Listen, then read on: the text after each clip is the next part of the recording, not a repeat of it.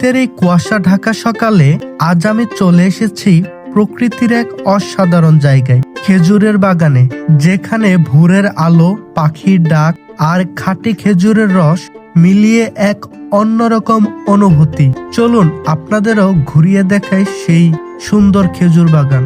এখন বাজে রাত 4টা। আমাদের গন্তব্য গাজীপুর জেলার কালিয়াকৈর উপজেলার শফিপুর আন্দারমানিক ফিল্ম সিটি। এই ফিল্ম সিটির সৌন্দর্য বাড়ানোর জন্য রোপণ করা হয় 500টি খেজুরের গাছ, যার মধ্যে এখনো টিকে আছে প্রায় 450টি।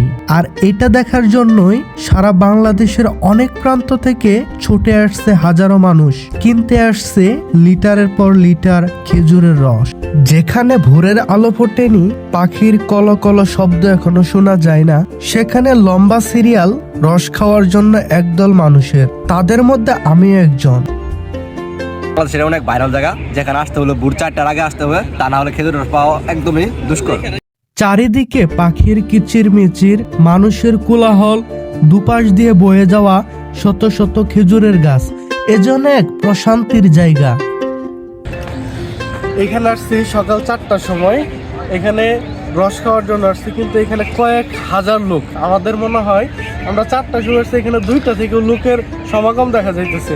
রস খাওয়া তো দূরের কথা, একটা পাতিল পর্যন্ত পাওয়া যাইতেছে না।